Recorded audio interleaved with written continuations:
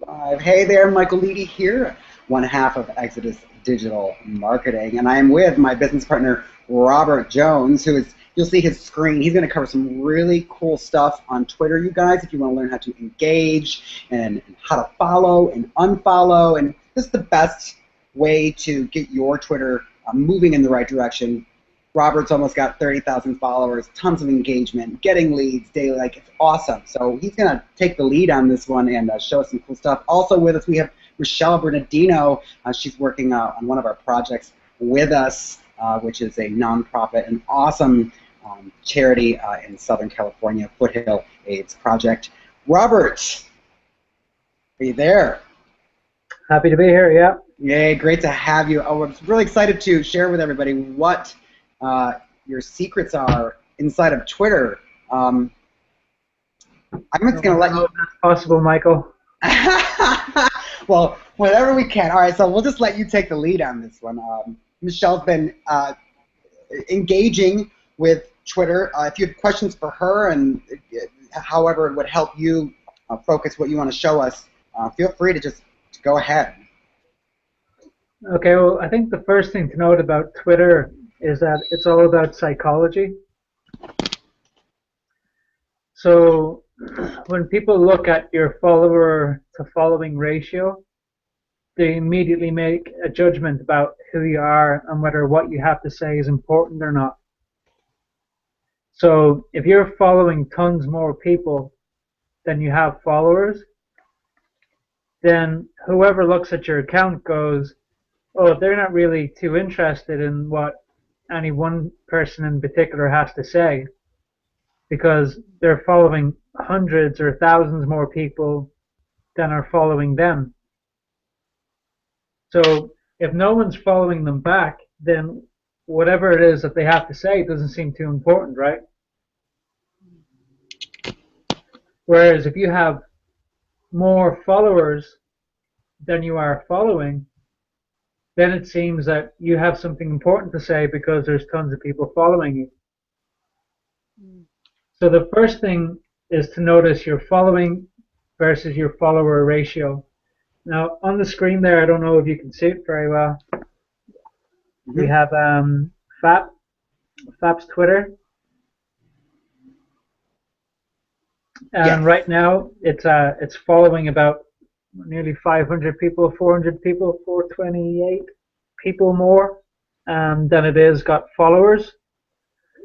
So basically, for a newbie looking at this account, they'll go and they'll think to themselves and say, this person seems to be, or this company seems to be just trying to attain followers. And they're talking loads or trying to connect with loads, but not loads of people are connecting back. So the first thing you need to do is change that immediate perception, that initial reaction that people have. There's a couple of ways that you can go about it. One of the other things before I get into about how you go about it is the amount of tweets. So you might see somebody who has, 12.6 thousand tweets, but only 1,486 followers, and you go, well, that person's tweeting an awful lot, talking an awful lot, but not too many people want to listen. You got me? Mm-hmm. So those are the two initial things that you need to be aware of. I'm not going to get into the whole branding and whatnot, but basically your image should have some sort of synopsis of what it is that you offer. And FAP do it fairly well here, where it says they're helping people with HIV and AIDS access care and embrace a healthy future. So you want to have something like that on your headline also. Just having a generic image is not going to do anything to say about who you are and what you do and how people can benefit from you. So let's get into this. So one thing that you want to do is fix that following ratio. So you need to manage it constantly. So what you want to do is you want to have more followers than you are following. So this account at the moment needs to get rid of at least 400 followers or 400 people that they're following. Does that make sense? Yeah. And bring it down to even. The next thing that you want to do is, it's a thing called churn, which is not that great. Is, it has its ups and downs. Churn allows you to get into, a big market and get a connection with as many people as possible. Um, that's one way of creating followers. The other way is by people actually following you because of the content that you're putting out. And so it becomes viral or interesting and more people follow you. So the strategy that we're looking at for this one in particular is churn. And the reason being is that we're trying to increase the visibility of the brand on the internet, its digital presence. So for the moment, it's more important that we have a huge base than it is to like say something important to 100 or 200 people. The goal is to get the message out there. So we're going to focus purely on the churn strategy for the moment. So in regards to the churn, if you don't have content behind your feed, then no one's really going to pay much attention and follow you back either. So what Michael and I have done for FAP is we created plenty of images with quotes and statistics and links to interesting articles, and we put them all into a schedule and they go out fairly often. That's one thing you need to do in order to create engagement. The second thing that you need to do to create engagement is to retweet other people's content. You see, when people first start off in Twitter, the psychology of Twitter is really, really clear. And that's that when somebody follows you, you get really excited. And you're like, oh wow, I have something interesting to say. People like me. And then somebody unfollows you, and then you think there's something wrong with me. What did I do wrong? What did I say? One of the other things is the retweets. So somebody retweets what you said, or they favorite what you said, and you think, I'm fantastic. People love me. And so we want to take that particular element of psychology, the retweet and the favorite, and we want to work on that in terms of engagement.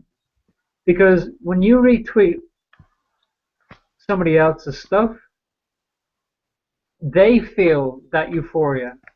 That somebody likes them, that somebody's interested in them, and somebody's helping them share stuff. And what happens is that as you build up more and more followers, so let's say you get to 20, 30,000 followers, and then you retweet something from an account who only has like 500 followers, they look at you then and they go, holy crap, here's a guy who's got 20, 30,000 followers and they retweeted or engaged with something that I said. And again, it nearly causes people to blush. They feel an immediate euphoria from it. So in order to increase engagement, there's two things you need. One is your content, and two is for you to be engaging also. In other words, retweeting and favoriting other people's content. Okay? Mm-hmm. Okay, so now that we got that kind of basic overview, now we're going to drill down into some of the details. The first thing we need to do with this account is to bring down the amount of people that we're following, and we're going to use a tool called ManageFlitter. Now I've logged in here already to ManageFlitter.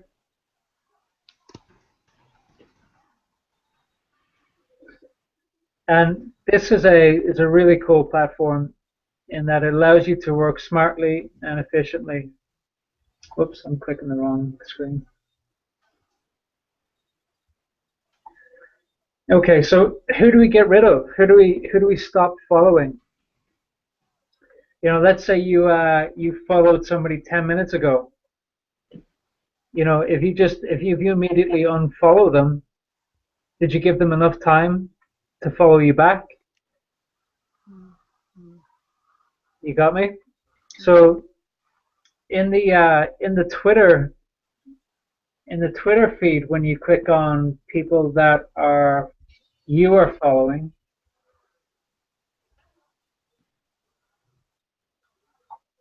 If you were to start unfollowing now from the top, these are all the people that you have most recently followed. So it's not a good idea to start unfollowing people that you've most recently followed.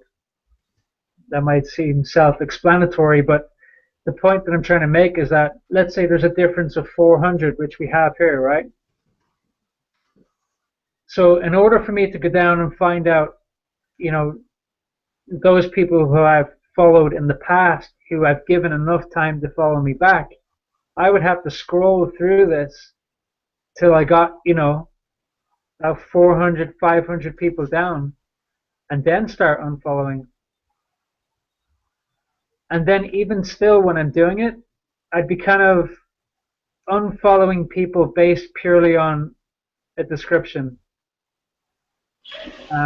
It's unbiased unfollowing.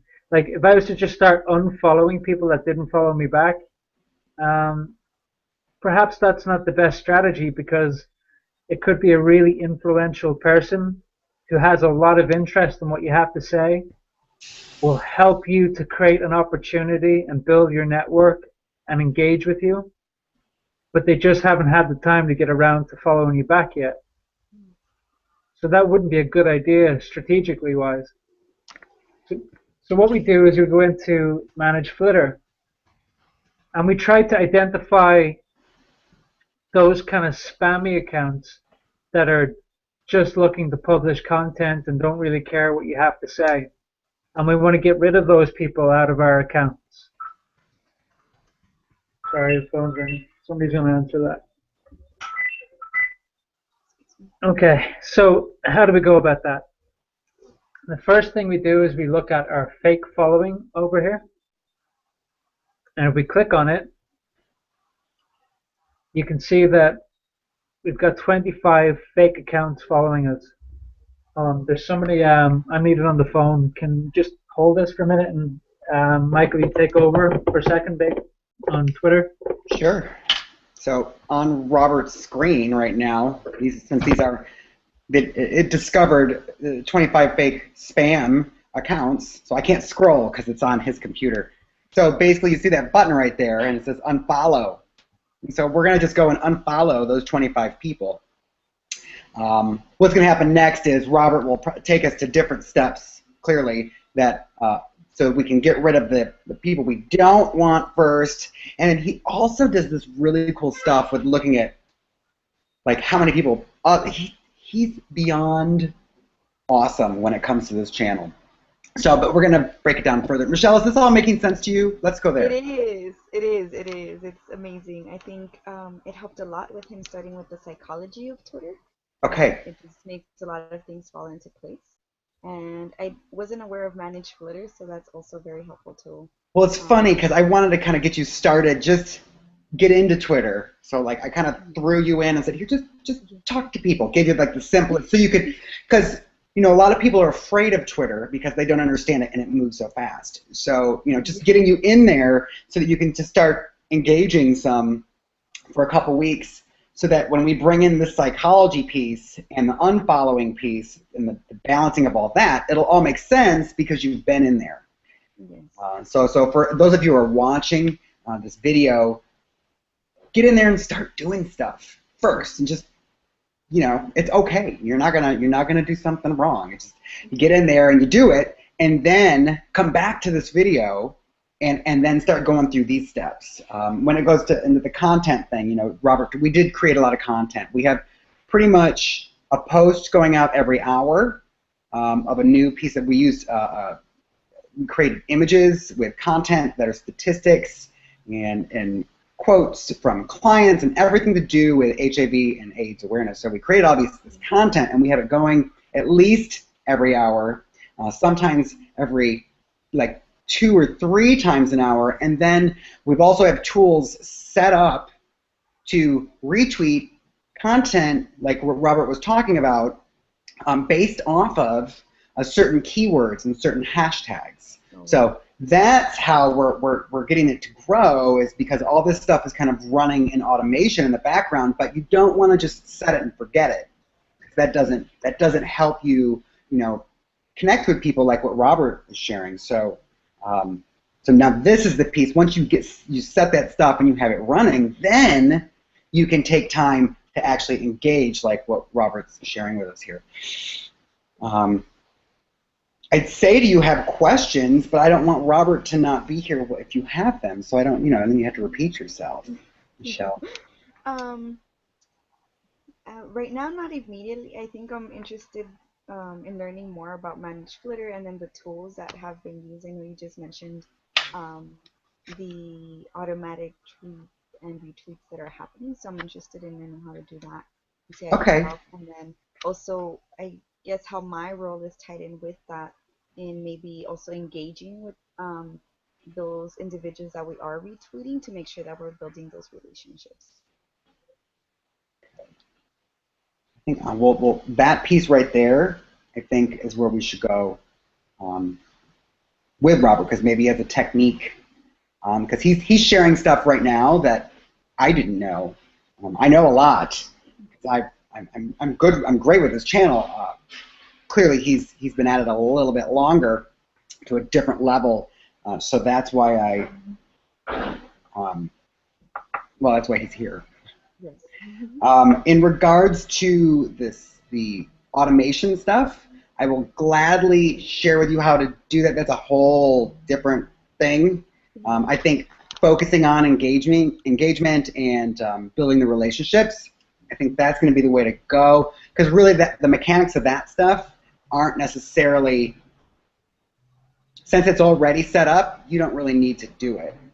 But we can set you up with a buffer account, so that as you are finding articles that are relevant, we can set up a queue for you. I'll set it up over the weekend, or maybe even today. So you can hit a little button on your computer, and then it'll pull up the article in kind of like a tweet thing, and then you can fill it in how you would have retweeted it, and then you just throw it into your queue, and your queue is set. Let's say it's going to be 11, noon, 1, 3, well, the times that people are on your channel. So it'll automatically just put that stuff out there. So you don't have to worry about always finding new stuff. As you find it throughout your normal day, you can share it over there. And just put it right in the queue, and it'll do it for you. Great. Because I know you said you were doing some of that stuff, on your own. Yeah. And this will help that process. Great. So you said engaging, ManageFlitter, and engagement, like with who to build the relationships. When he comes back, we'll go there. We're actually working right now on a new campaign for FAP, which is focused on their Balls of Fire. Do you know about this event they're doing? I have not heard too much about it. I've seen a bit of the documents on the drive that go through some of the strategies and the steps and people involved with it and organizations, but I don't know too much background on that. Yeah, it seems like a really cool thing they do. Every year they raise money for HIV and AIDS with this bowling event. So they get celebrities to come in, local celebrities to come in and do bowling. Some companies like come in and they'll sponsor. They'll bring a team, and that helps raise money. I know there's like silent auction type things that they're working on, and just all local stuff, which is what I love about FAP, which is Foothill AIDS Project, for those of you who don't know. Excuse me. Because they help the whole county of San Bernardino. So I always thought just San Bernardino was a city. It's actually a county, and it's pretty massive, which I also, right? It is. Yes. So how have you been finding, like, as you're engaging, like, how are things going for you, like with your basic knowledge and going in? So if someone's watching this and they're going, I'm new, I don't get this. Like, how are your feelings going in to where you're at now? Sure. I think in the beginning I was a little nervous. I had used Twitter before. Um, I had primarily used it though with like within the reproductive justice movement, which is not too far out with AIDS and HIV awareness, but I did a lot of work working with youth. So I knew that with FAP, maybe that wasn't the intended audience or like the primary audience. So I think one was identifying that the audience would be different. The strategies that that would be put forth would also be very different to engage those individuals and organizations. Um, and I think overall I felt pretty nervous, um, just because I was like, oh, what if I do something wrong, or what if I tweet something and I wasn't supposed to? What if it's been I mean, what if it's been tweeted out already and then it's just like a double post? I didn't know that would affect anything.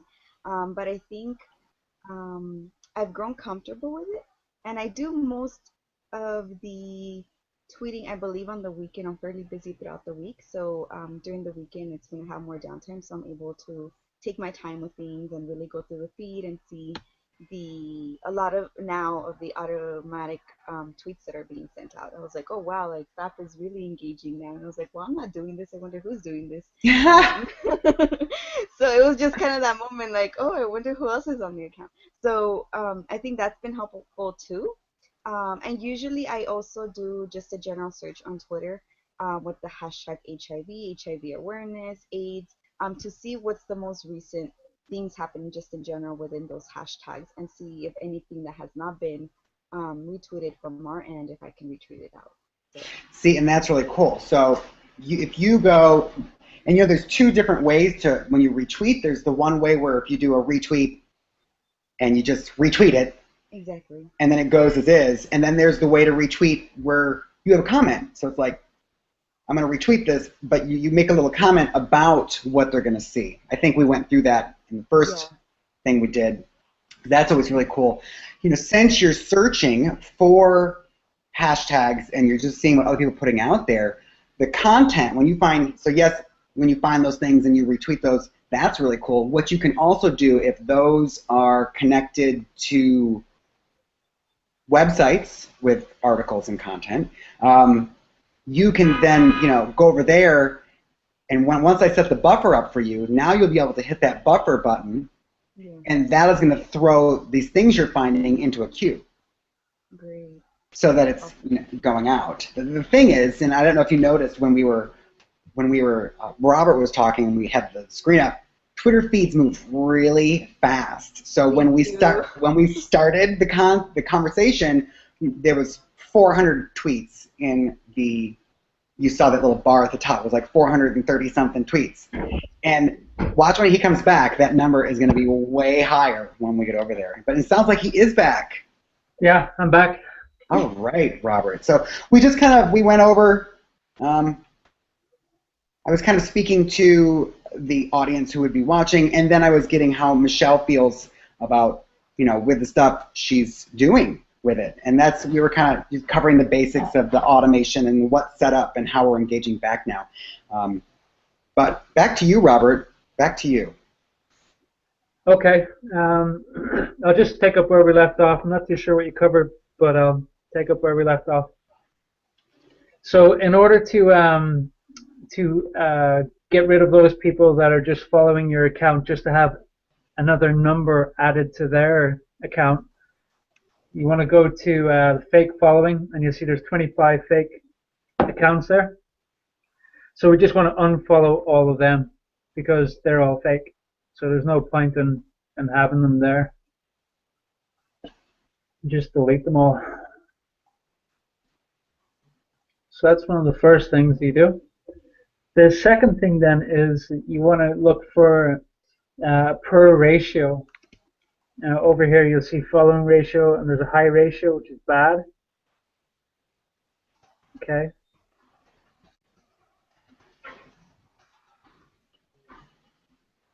And you'll see here, if I hover over it again, there we go.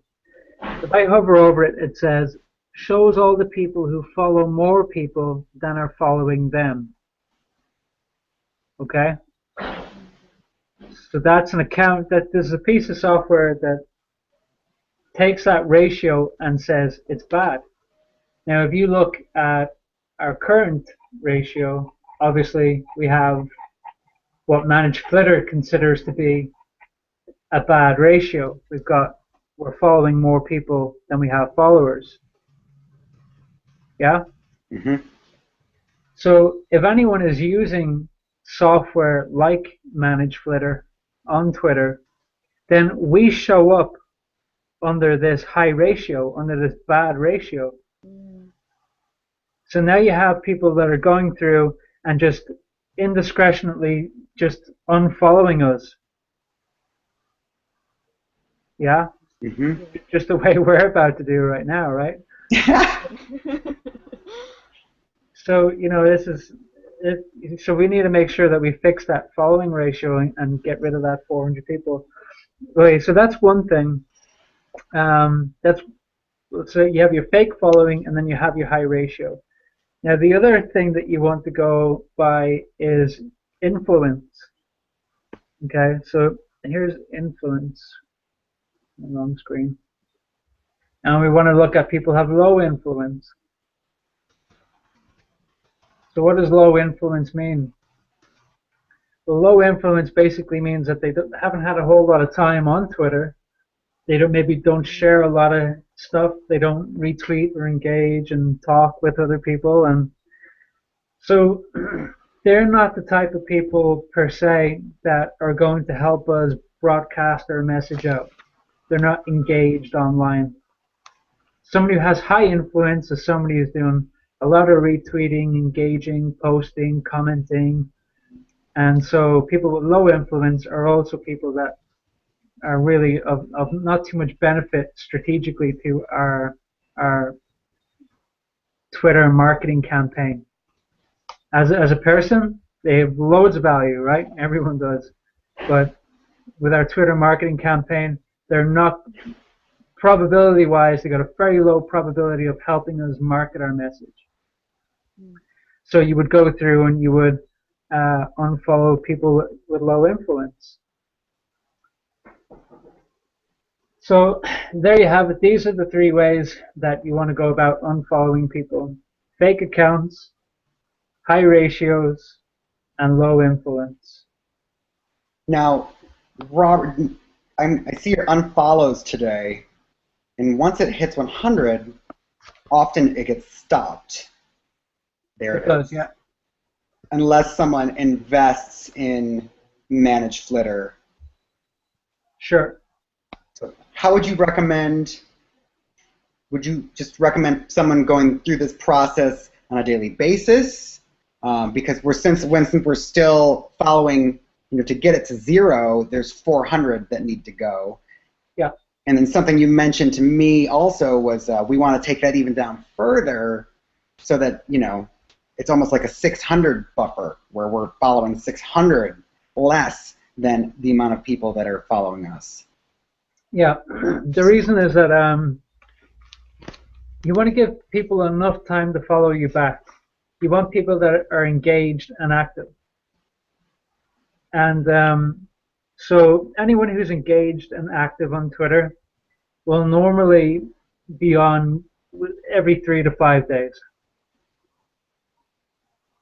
They will normally be on every day, maybe multiple times a day, but if they haven't followed you back in 3 to 5 days, they're probably not going to follow you back. They're not actively managing their account. And it's those people that actively manage their account are those people that are efficient, coordinated, disciplined, strategic. These people who have a type of mindset that they're using this platform for a particular reason, and that's to create opportunity. And so those are the type of people that we want, people that are actively managing their accounts. So what I'm saying, getting back to your point, Michael, is to create a buffer. And that buffer of, let's say, that buffer of 600, mm-hmm. If you have a buffer of 600, then that means that you can follow 100 people every day, yeah, for 6 days. Mm-hmm. And if you do that, will it bring you back to even? Does that make sense? Same Mm-hmm. amount of following to followers. And then at that point, from there on, then you can unfollow and follow 100 every day. Does that make sense? Mm-hmm. Mm-hmm. Yes. So in this situation, since we're here, and we've tapped out ManageFlitter for the day, and we still need to get to even, and then we need to go down even further. Yeah. How would you recommend that? Well, if it's not everybody wants to pay for software, so basically go in every day and wipe out 100 every day until you're down to the point where you want to go. And then from there, you just make it cyclical, follow 100, unfollow 100. But when you have that 600 buffer, it means that people have 6 days before they're going to get unfollowed. You got me? Yeah. So for us, I've purchased an account. I think it's like $9 a month or £9 a month, one or the other. And that lets me do, I don't know, like 1,000 or something. The one thing that you need to keep in mind about churn is that 10%, or Twitter allows you to follow about 10% each day of your account.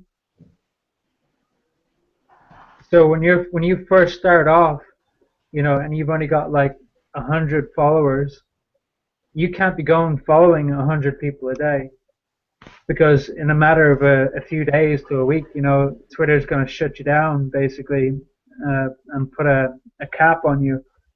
Google Plus does something similar. I think they're a bit more stringent on Google Plus, but for Twitter, you can only follow about 10% of your account each day. So as you build up your account to where you've got thousands of followers, then you can follow hundreds of followers rather than tens of followers each day. Okay? So that's really the gist of getting your follower ratio right. Then there's your tweets. I used to wonder why people. I used to see them where, they've got like 1,000 tweets, and they'd have like 6,000 followers. I used to think to myself, why are you deleting your tweets? I know that there's no possible way you're getting 6,000 followers from 1,000 tweets. Just doesn't make sense. 6 followers for every single tweet? Man, you must be really important. The stuff you come out with must be really potent, man. It's profound. It doesn't work that way, but it is good to manage that anyway. Some stuff is not necessarily timely. A tweet may have been timely before, but it's not timely now, or it may have been on point before, but not on point now. So I'm not currently actively doing this at the moment with mine, and I think it does have an effect. And the reason I'd say that is because there was one stage when I was actively managing it, and I see accounts of high influencers where their tweets are the same as their follower ratio, or so in other words, for every tweet that they put out, they get 1 follower.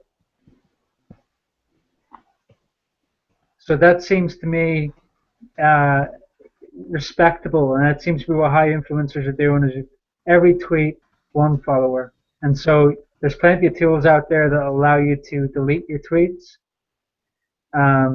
Some are free, some are not free. Some will be lots of work because they only allow you to delete your most recent tweets rather than going back in history.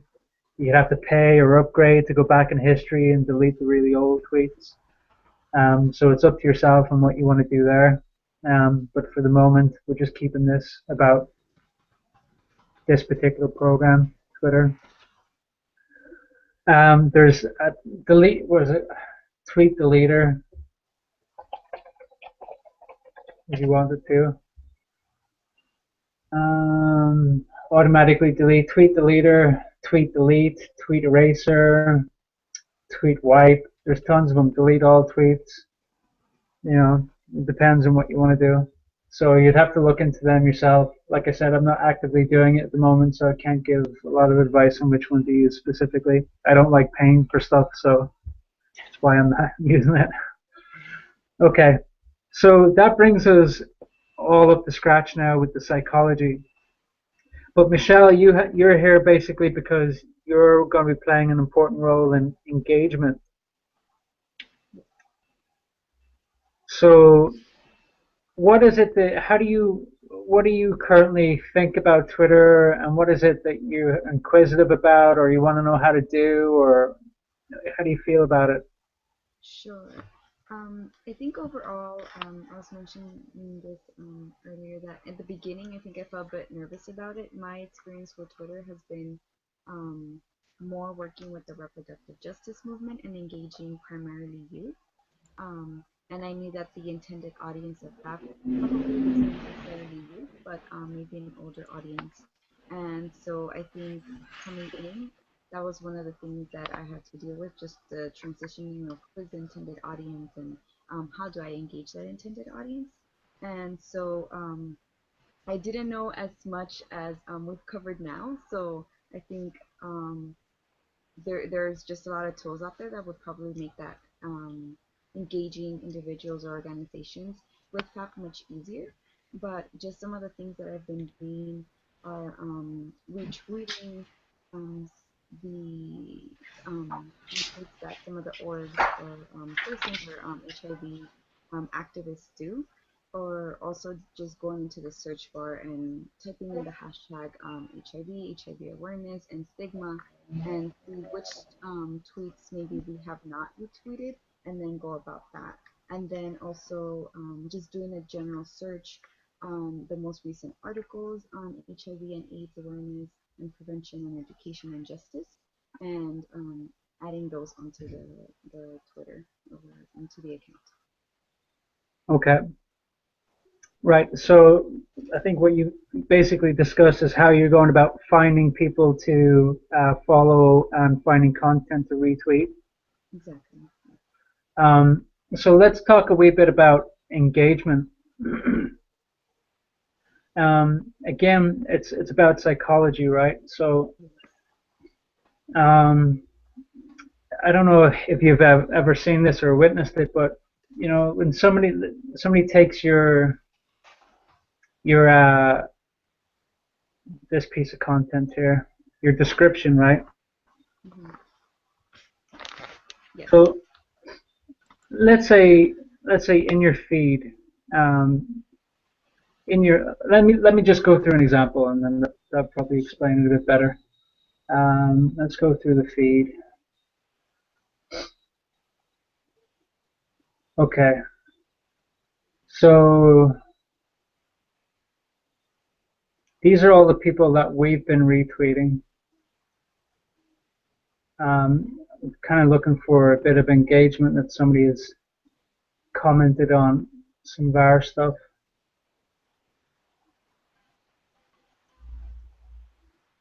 Not necessary though. Let's pick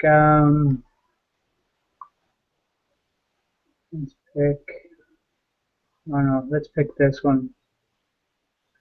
Just for example, is this person following us? Like they already follow us. Go on the info. Okay, I'm looking for people that okay, don't follow us. So this guy here, okay, he's a top 5 brand ambassador for Verizon, analytics, tech startup, etc. He's got a serious amount of followers. It'd be nice if he was to follow us. He's a high influencer, and one tweet from him about something that we're doing could potentially hit a huge market and could be retweeted in multiple chains, multiple accounts. So how do we get a guy like him to follow us? So this is where your engagement comes in, and back to the psychology that I'm about to get into. It's that you see this description when you give a shout out to people, and a shout out being like you've put their account name on it in a tweet. There's a simple shout out, which is like, thanks for retweeting, or hi, or how's it going, or whatever it may be. But a really effective way of letting the other person know that you are worthwhile following back is if you make the effort to market them in your group.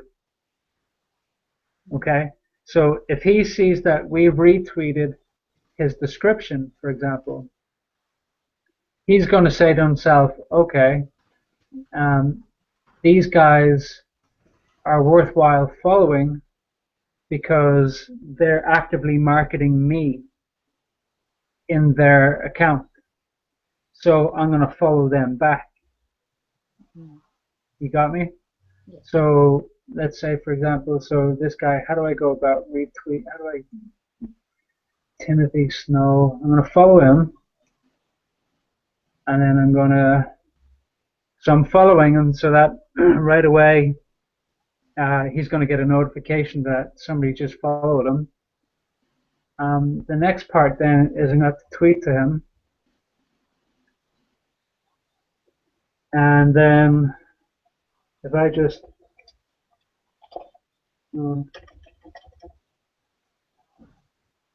so here's this thing.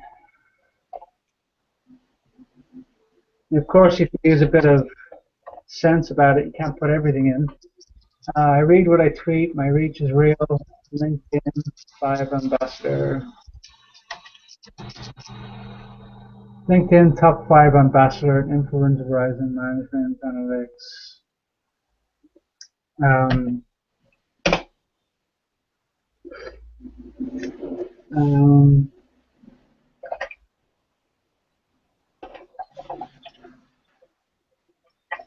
I might do something like, I don't know, again, with the ego kind of, you rock. So he'll get a notification that said, and I'm going to put something in front of the @ sign so that this goes public. For those people out there that don't know, if you don't have anything in front of the @ sign, it's like a text message directly to that person. But if you put something in front of the @ sign, then you're broadcasting the whole thing out to everyone and anyone. Everyone can see it. Does that make sense? Mm-hmm. So now he knows that we're taking the active effort of broadcasting ourselves out, or broadcasting him out there, and so in which case the probability of him following us back is a lot higher than just following him and then hoping for the best.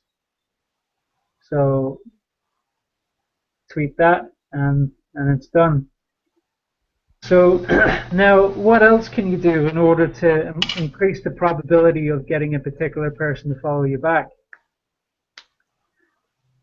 Well, we know this guy here is a top influencer. Now let's say he's not exactly our prime candidate for FAP, for Foothill AIDS Project, right?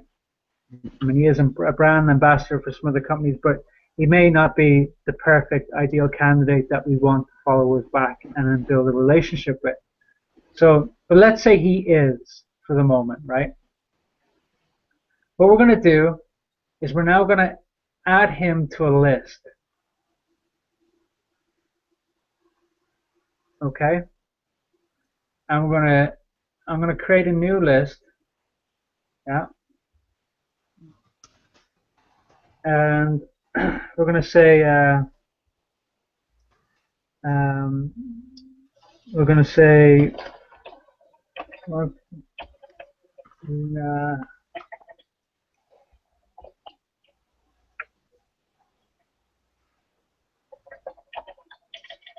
there's lots of ways you could do this, but let's say hi influencer to follow us. Okay. And then say keep engaging until person follows us back.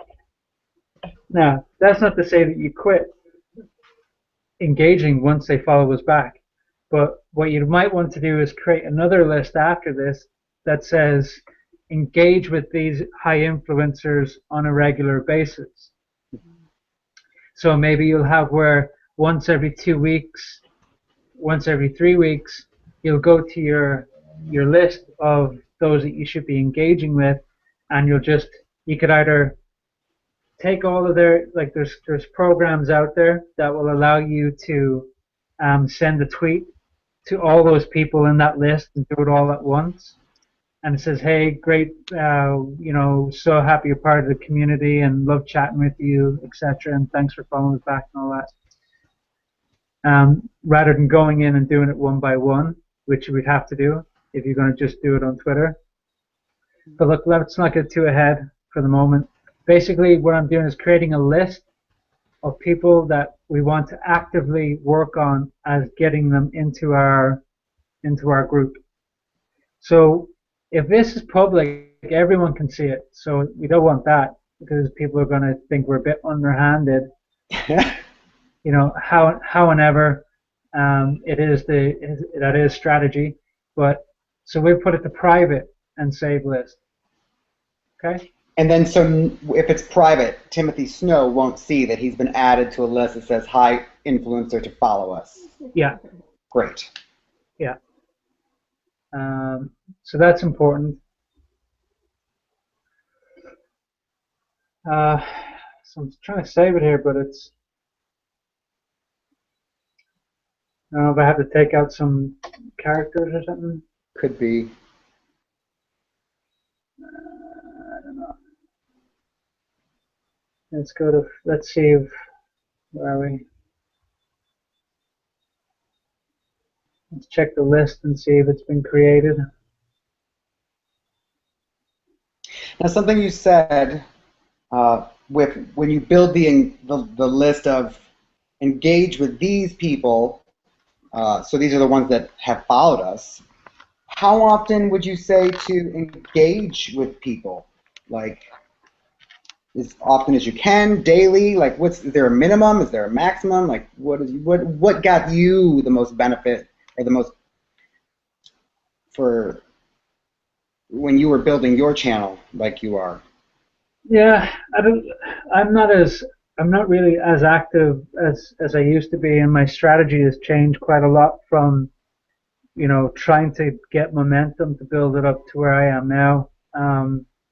Some of the things I would have done in the beginning was I'd have 3 or 4 notepads out, that I could just copy and paste from. And let's say if somebody favorited something, I'd have like 5 or 6 comments that were like, thanks for favoriting, and then I'd put in a hashtag of whatever it is, let's say digital marketing. And then I would just, so anyone who favored, I would just go, copy out one of these comments and slap it in. Somebody retweeted, I would copy out one of my pre-written comments and slap it in. I would have encouraged people to get involved in things. So like I would have come up with like, let's say one question just to keep it simple. But I'd come up with a question, and then anyone who follows me or comments on anything that I would say, I would get back to them with that question and ask them for their answer. So it'd be like, tell us what you think. This is what other people think, type thing, all done in 160 characters or whatever. But I was really active and engaged, whereas now I'm not really engaged much at all anymore, to be honest. It's very, very difficult to manage comments and engagement from 30,000 followers. In regards to how often, kind of coming back to that, when Michelle and I were chatting when you were away, she was mentioning that she has more time on the weekends to engage and not necessarily during the week. Is that okay? Should there be weekly, daily engagement as well? Do you have thoughts on this? Yeah, I used to sign in every day and like set a timer. And set your timer for 20 minutes, 30 minutes. and have it in front of you, and then engage. So this is where your lists come in and being organized and efficient. So with your lists, you're creating a list of people that are the highest priority to get to follow you, to build a relationship with. So when you have your timer, you go straight to your lists, and you get people who you want to follow you by engaging and commenting and looking at their feed and whatever, visiting their website and leaving comments there and whatever it may be, tagging other people. And then as they move out of that list from you want them to follow you to engage, and then you can move them then into another list, which is, long-term kind of friend type thing. So in the beginning, you're going to want to be really active in a get them to follow us, where maybe you're commenting every couple of days on something, visiting a blog or retweeting something or whatever. And then within about a week or two, these people start to get a feel for you. And then within a couple of weeks, they'll generally follow you back. And if they don't, maybe even nudge them to say, dude, I love your style. Let's follow me back. I want to know more about you. I want to stay in contact. And then you can move then to a different list then where you don't contact them as much anymore. Your job is done, right? Interesting. So, yeah, I mean, throw on a timer for 20, 30 minutes and go straight to your lists. Be proactive in your list and creating it. Making sure you're picking the high influencers and people that are going to be able to make a difference. And then when you're done with that list, then you can go in, and what I would do then is if I had 10 minutes left over or 5 minutes left over, I'd go to like Canva and I would go look up famous quotes, and then I would just grab some images and try and make 3 or 4 images with quotes from famous people or relative to my industry or relative to social media or from a particular influencer. And then I would put them into like a jukebox type thing, and it would send them out on a regular basis, maybe every 4 or 5 days it would send one out. But I would continually add to my stockpile of content that could be scheduled and published out. In the case with you, Michelle, that last piece, we've already set a lot of that up for FAP. Okay.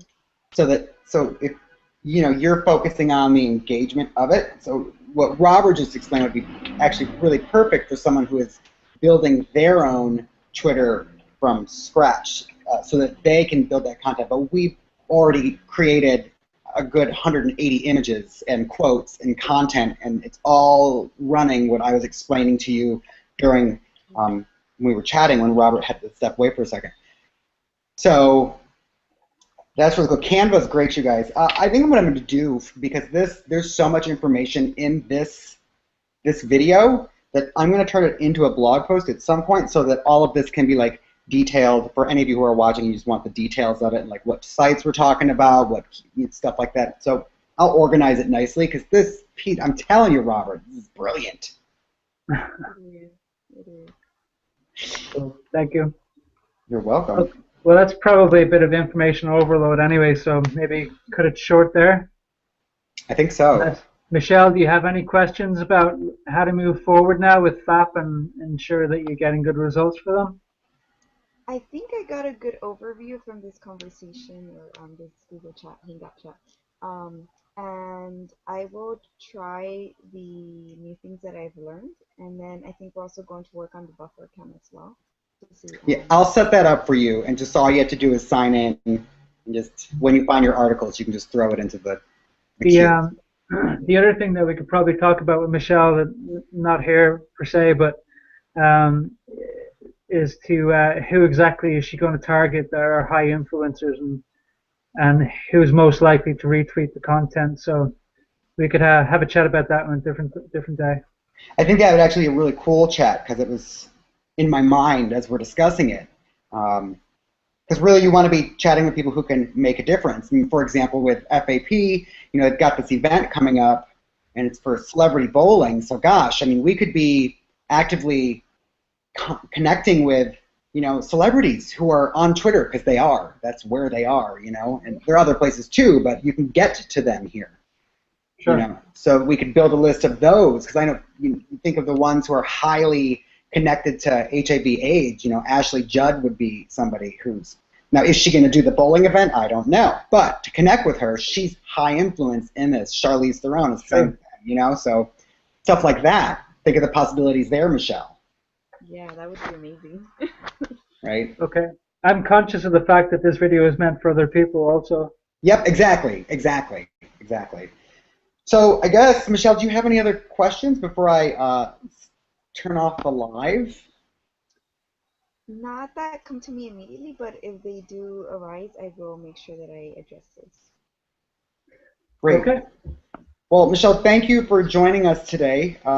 You're really awesome. I appreciate the work that you're doing for FAP. They need great volunteers like you to help them, and I'm so excited that you're excited about this as well, and that you can see how it applies to other things you're doing in life as well. It's really cool. And Robert, thank you for sharing your secrets today. Yes, thank you Not so all of much. them. Always a pleasure, though.